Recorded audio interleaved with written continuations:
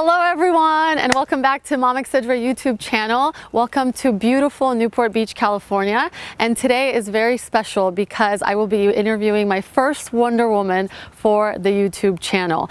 I want you to meet Dr. Layla Sade, and let's go meet her.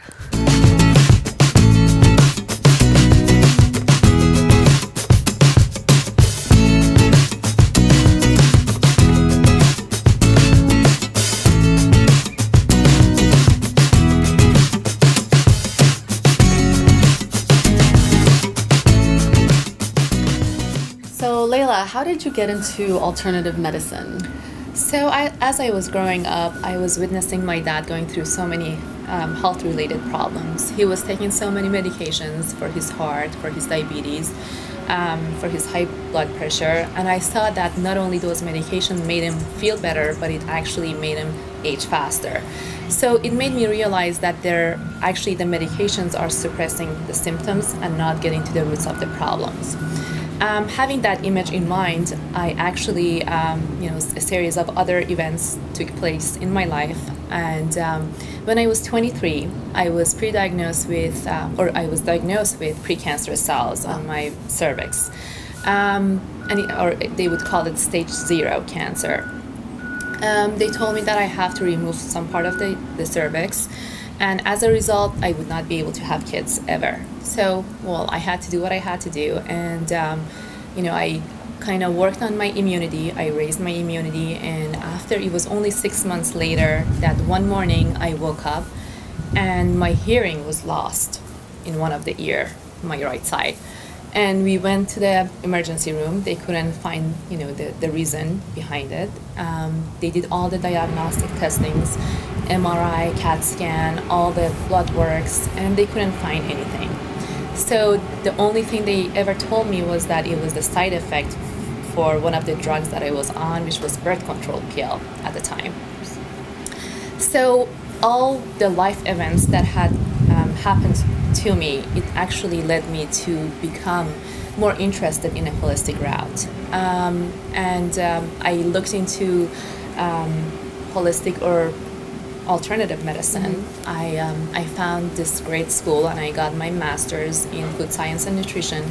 Then I went and got my PhD in holistic medicine or holistic nutrition. Mm-hmm. And when I got my degree, right after that, I started working on different formulations to prevent or manage diseases such as heart problems, cardiovascular diseases, diabetes, inflammation, obesity. And I'm so happy that they actually got approval and they came out about 2 months ago, and I'm using that in my practice. Also, I started writing a book using food as medicines.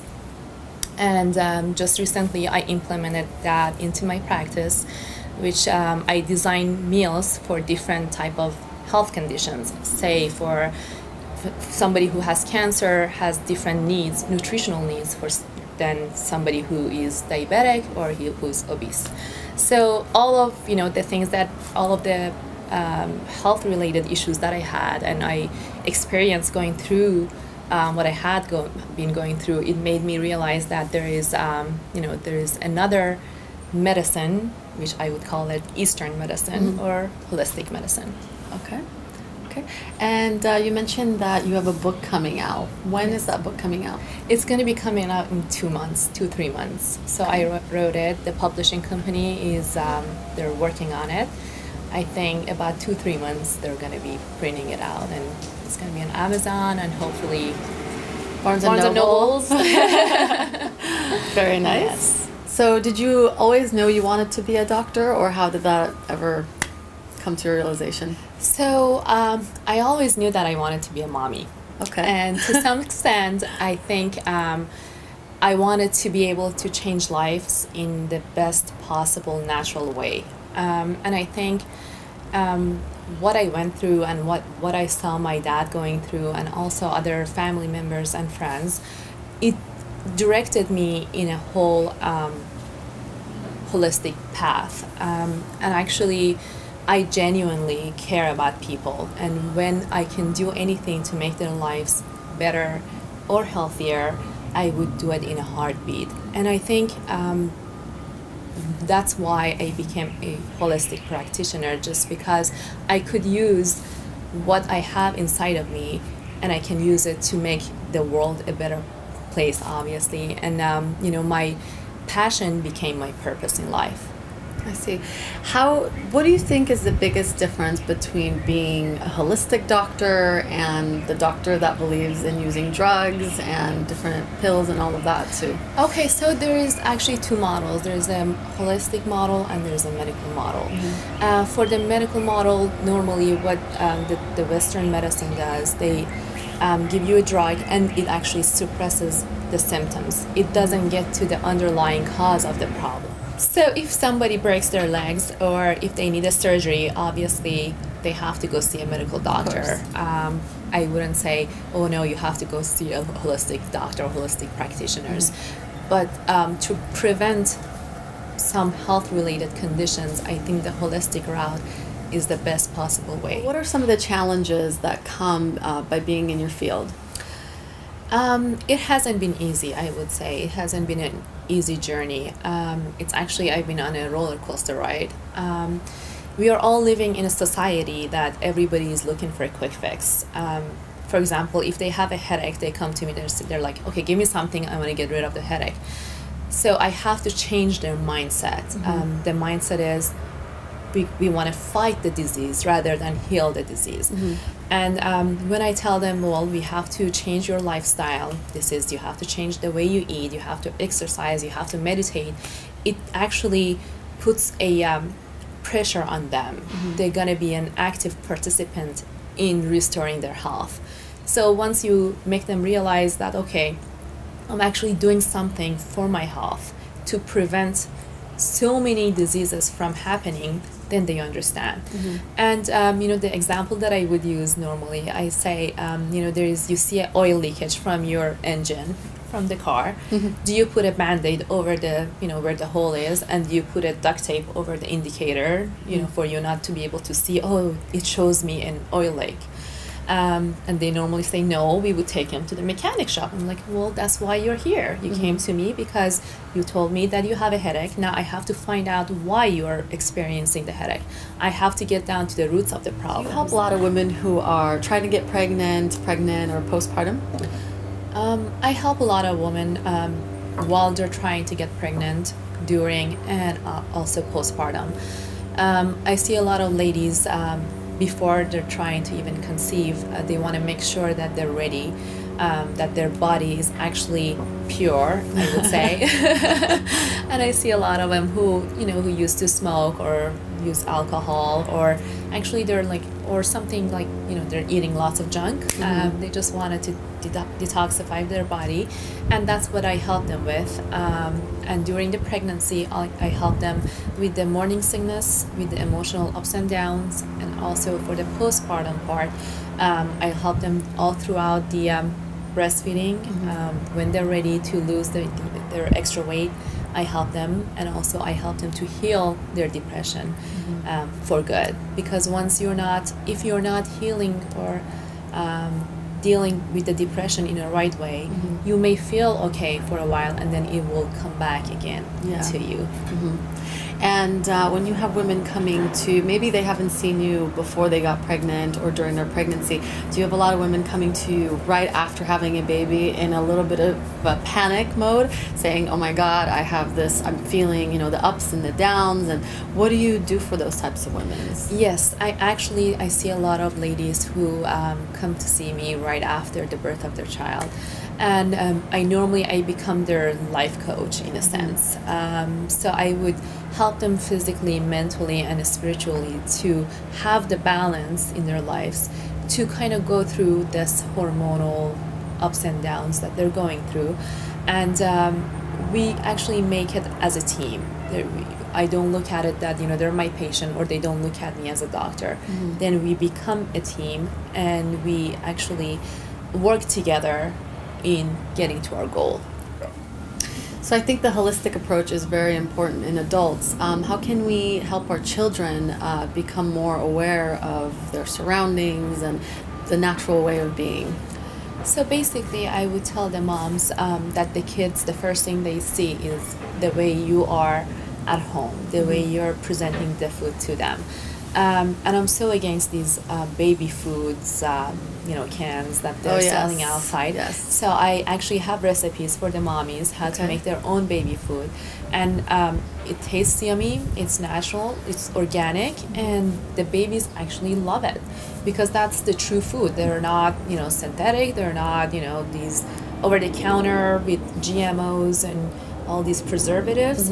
So I think at a very young age you can change, or you can set the mindset, I would say, of your babies how to be healthy, because if that's what they see or what they have been experiencing, then that's what they're going to be used to. Okay.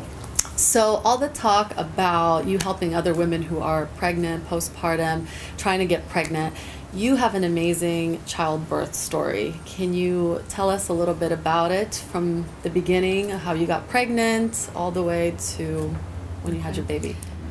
So I had a healthy, happy pregnancy up until the childbirth. I started getting my contractions at 10 a.m. We went to the hospital. Everything was okay. We went through the labor, and I was in labor for 12 to 14 hours, but it didn't happen. I was so tired and exhausted, and I couldn't do it anymore. So they rushed me to the OR to do the C-section. My son was born at 3 a.m. Okay. And at 3 a.m. I was taken to a recovery room.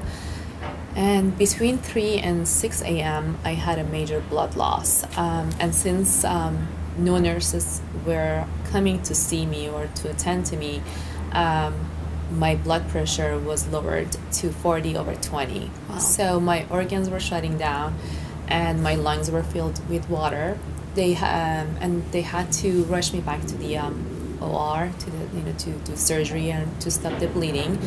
I was in the surgery room for about 5-6 hours, but my OB doctor couldn't stop the bleeding.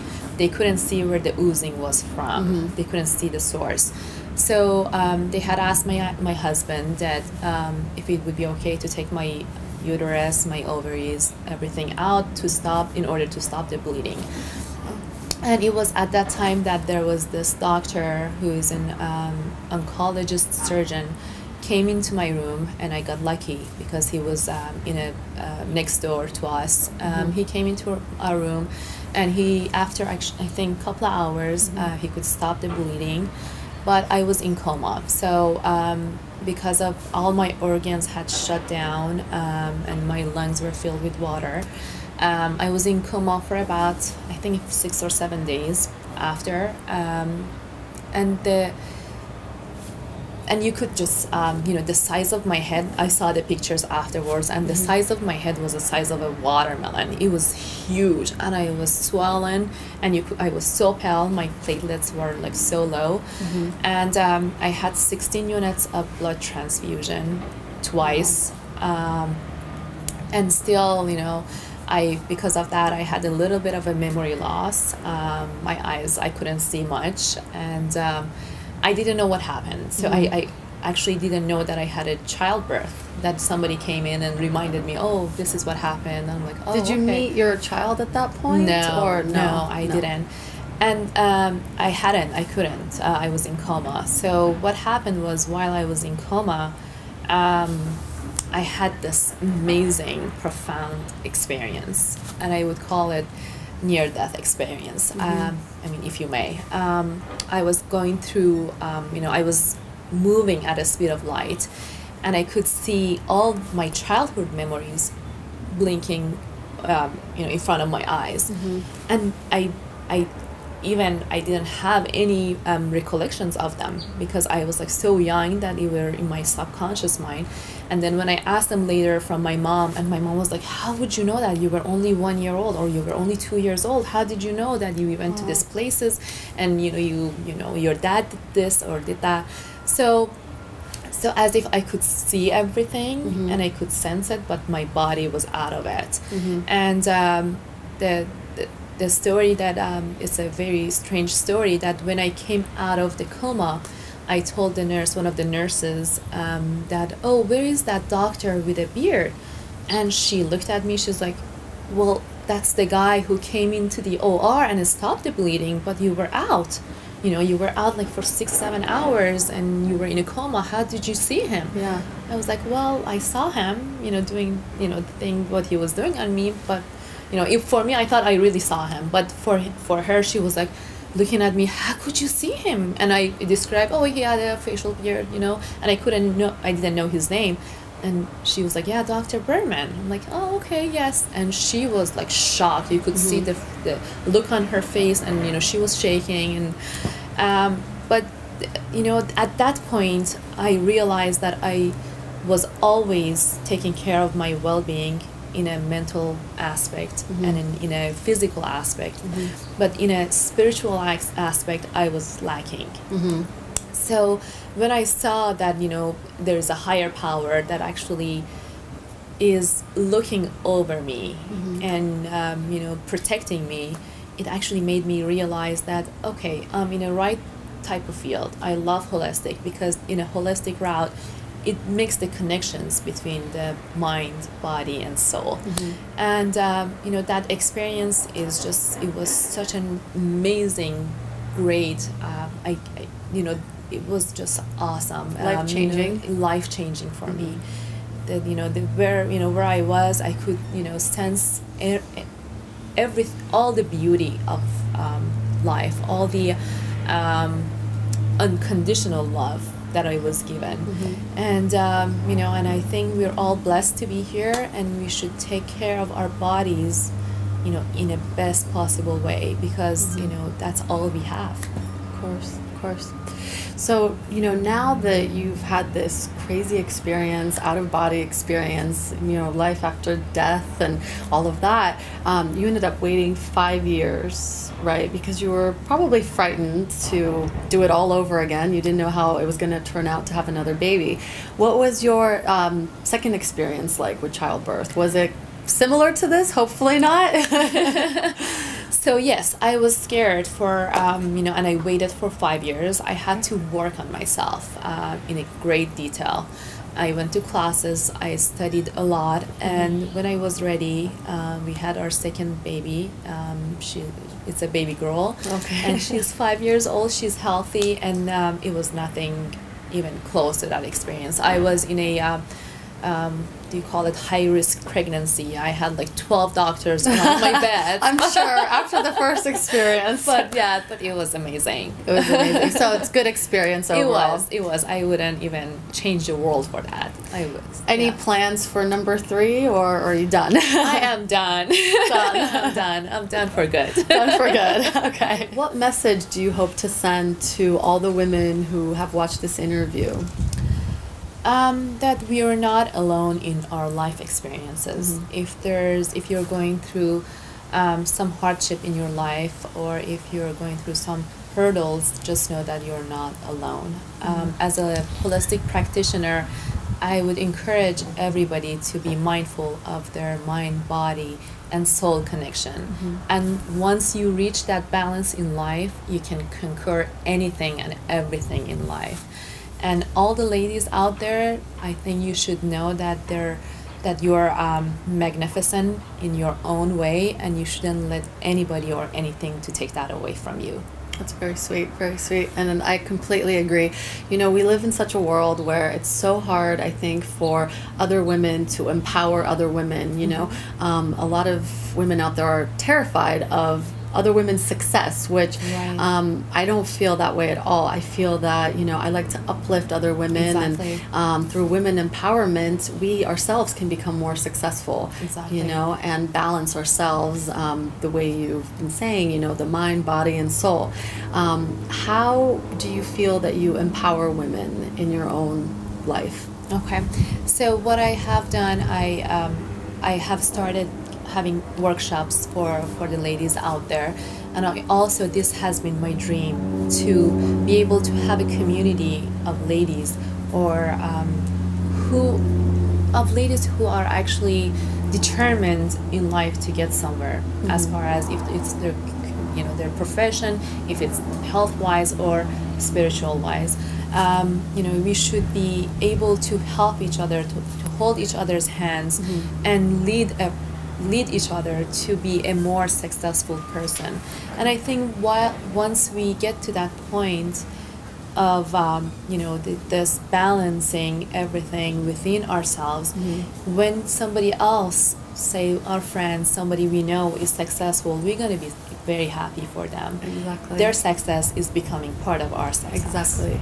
You mentioned that your goal, or currently what you're doing, is holding workshops. Where are those workshops? Are they Right here in now, Newport? Or? They're here in Newport Beach, Okay. yes. So I'm working on one. It's coming up in a couple of months. If it's jealousy, if it's depression, if it is anxiety, let's talk about it, and then we can exchange notes and just know if what you're feeling is not just you. If you're feeling it at this moment, just know there's another person in this room feeling the same way.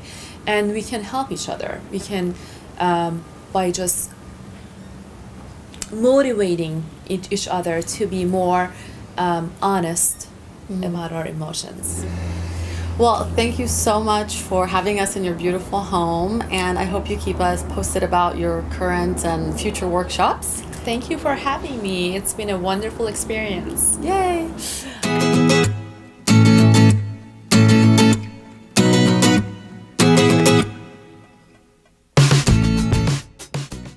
Hey everyone, I hope you enjoyed today's interview, and I hope you comment, like, and subscribe to my channel. And I will see you next week for more interviews as well as product reviews on Mom Etc. See ya!